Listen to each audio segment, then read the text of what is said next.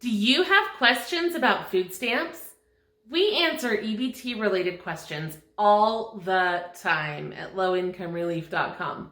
So today I wanted to answer the 10 most common questions that we get in this video.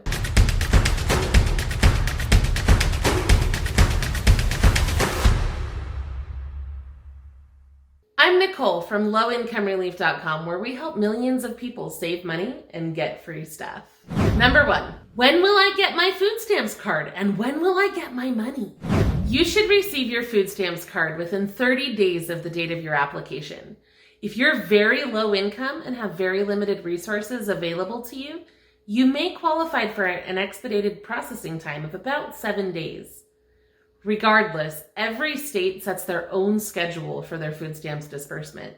Many states choose to keep it easy and send out food stamps funds on the 1st, but others have made it unnecessarily complicated.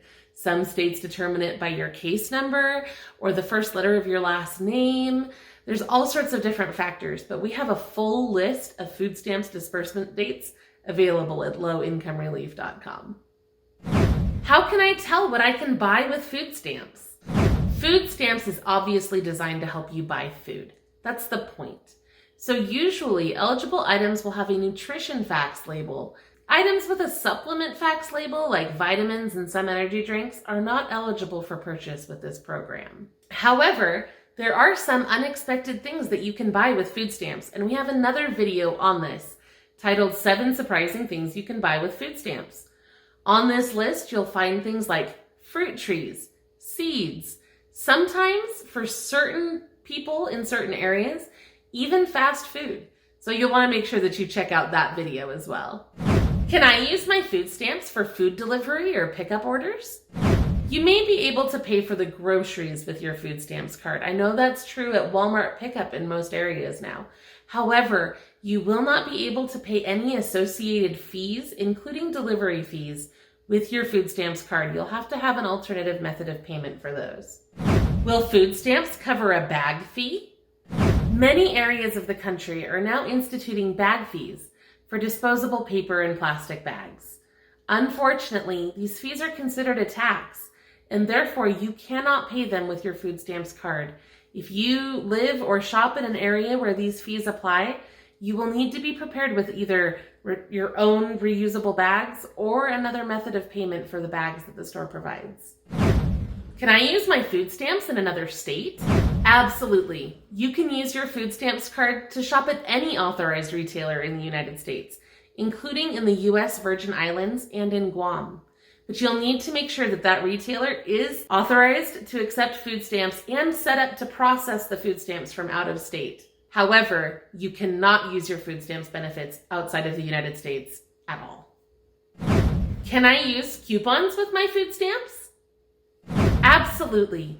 Coupons are a great way to make the most of your food stamps benefits, and I highly recommend couponing.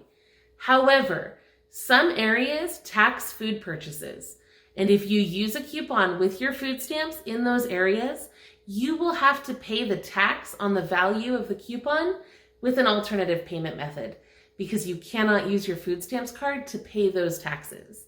So just go ahead and be prepared. It's usually not a substantial amount of money, but you'll want to make sure that you're prepared ahead of time so you're not caught off guard by these extra fees.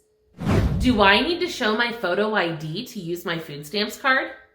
The official and short answer to this question is no, absolutely not. The USDA says that you do not have to use your photo ID with your food stamps card. And there's a few reasons for this. The primary one is that the food stamp benefit is designed to feed your entire family.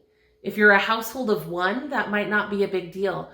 But if you're a bigger household, every person who's receiving food benefits on that card should be able to use that card to purchase food, and requiring a photo ID at the point of sale would prohibit that. The other reason that you don't have to show your photo ID when you check out with food stamps is because the federal law requires that authorized retailers treat shoppers exactly the same, whether they're using a different payment method or they're checking out with their food stamp card. It's very important that retailers abide by this. So requiring your ID or putting extra steps in for EBT shoppers would be a clear violation of federal law.